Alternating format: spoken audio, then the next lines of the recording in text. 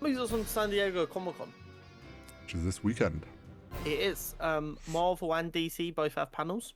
Mm-hmm. The only real rumor I'm hearing for DC is apparently Henry Cavill might be appearing to confirm that he is back as Superman. Oh.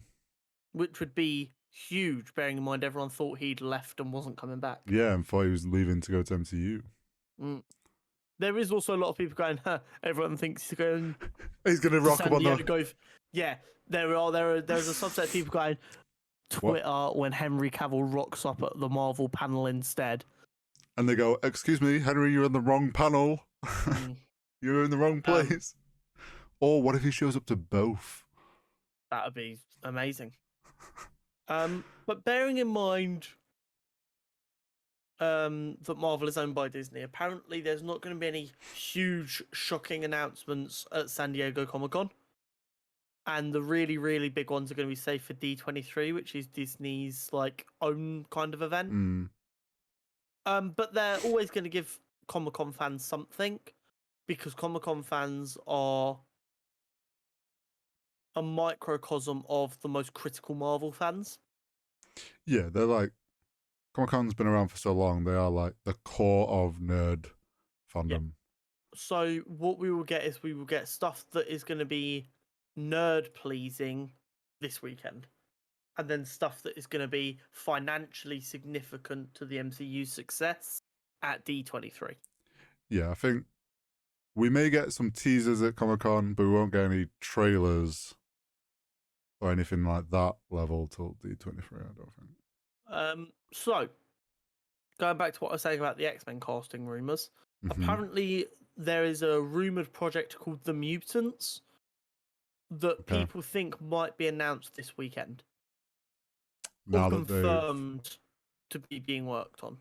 Which would make sense in the fact that we've just had the end of Miss Marvel and it's kind of dropped that hint, and it's like, oh, well, it's perfect time to confirm that there's the mutants and stuff.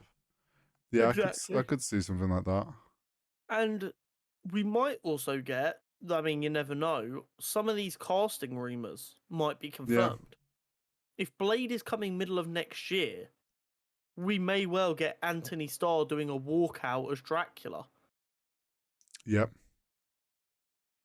That's very possible. If there's an update on the Fantastic Four, we may well get an unveiling of the Fantastic Four cast. Yeah, or even if the rumour of The Thing or that is showing up in She-Hulk may be Jason Segel.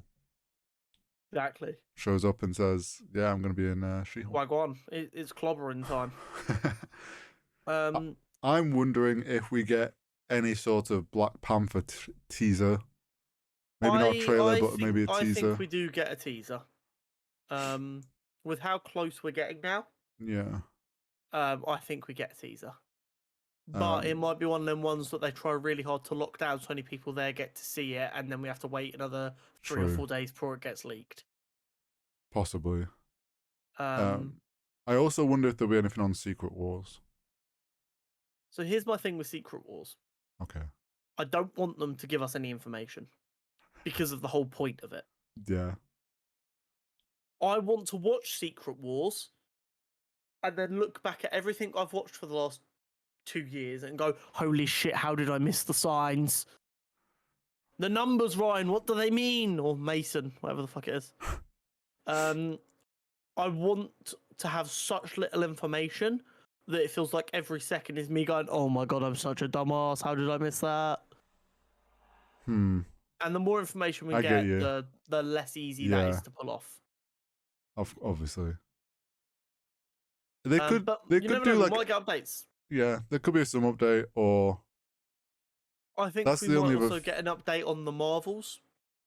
Oh, right, yeah. Now that they've said... Now that they finished Miss Marvel. Yeah, and said she returns in the Marvels. Yeah, we might get a little bit of fun on that.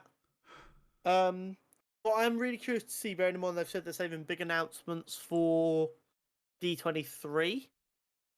I'm really curious to see what they give us at San Diego, because it's got to be worth it so that Comic-Con fans aren't like, well, Marvel are garbage, Yeah, why they're not giving us anything anymore. But not so big that D23 becomes pointless. I think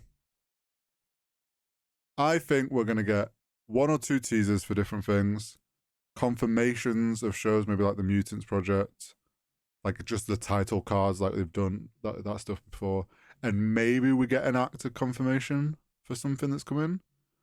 I think we're more likely no announcements of new projects.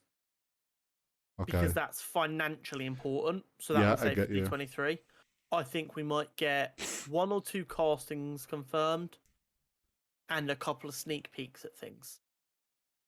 I think the castings is, in my opinion, is the strongest because That's a proper Comic-Con thing to do. Yeah, because the actors for these things go to Comic-Con and do signings and stuff. So it's like, it's perfect time to do it because then they can have a signing booth and obviously, I don't know the celebrity schedules, but The Boys is the kind of thing that Anthony Starr could be at San Diego Comic-Con for. So no one bats an eye at him being there for The Boys, and then he just wanders across to announce that he's Dracula.